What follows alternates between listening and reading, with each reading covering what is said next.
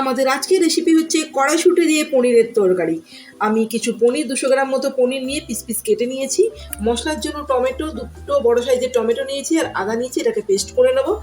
আর এখানে আমি 500 গ্রাম মতো কড়াইশুঁটি ছাড়িয়ে রেখেছি আর কিছু আলু কেটে রেখেছি। আমি গ্যাসে কড়া বসিয়ে দিয়েছি, কড়াটা গরম হয়ে গেছে। ওর মধ্যে আমি 4 চামচ মতো রিফাইন তেল দিয়ে দিচ্ছি। এটাতে আমি পনিরগুলো ভালো করে ভেজে দেবো। পনিরটার মধ্যে আমি কেটে রেখেছি, নুন হলুদ দিয়ে মাখিয়ে নিচ্ছি। হলুদ আমি দিয়ে দিলাম সামান্য, আর দিয়ে দেবো আমি সামান্য পরিমাণ লবণ।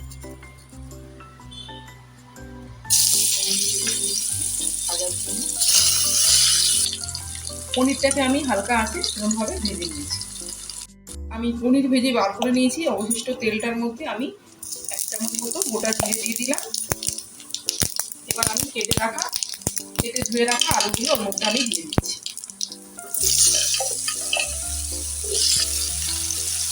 আলুটা আমার সব দেওয়া হয়ে গেছে। এবার আমার ধুয়ে রাখা কড়াইশুঁটিগুলো সব এর মধ্যে দিয়ে ভালো করে ভেজে নেব।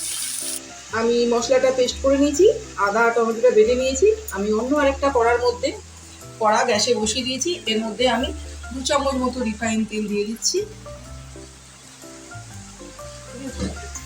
মশলার মধ্যে আমি দিয়ে দিচ্ছি 1 চামচ মতো ধনে গুঁড়ো, 2 চামচ মতো লঙ্কার গুঁড়ো, আর দিয়ে দিচ্ছি 2 চামচ মতো হলুদ গুঁড়ো, আর 1 চামচ মতো জিরে গুঁড়ো, আর দিয়ে দেবো 1 চামচ মতো লবণ।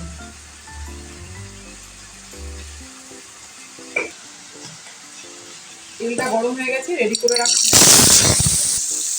সামান্য পরিমাণ জল অ্যাড করছি।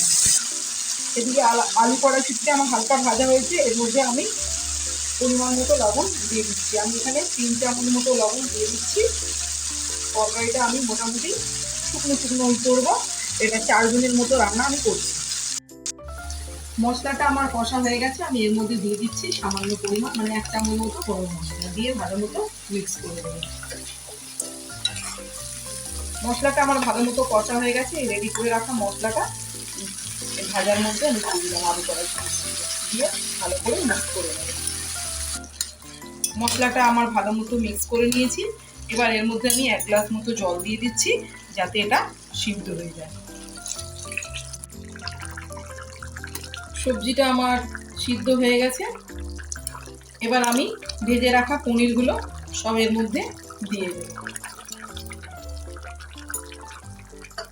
আর দিয়ে দেবো আমি কিছু ধনে পাতা কুচিয়ে রেখেছিলাম, সেটাকে আমি এর উপর থেকে দিয়ে দেব। দিয়ে 5 মিনিট মতো এটাকে ফুটতে দেবো। দেখুন ভিউয়ার্স, তৈরি হয়ে গেল আমাদের কড়াইশুঁটি দিয়ে পনিরের তরকারি। আপনারাও এটা বানিয়ে দেখুন, খেতে খুবই ভালো লাগবে।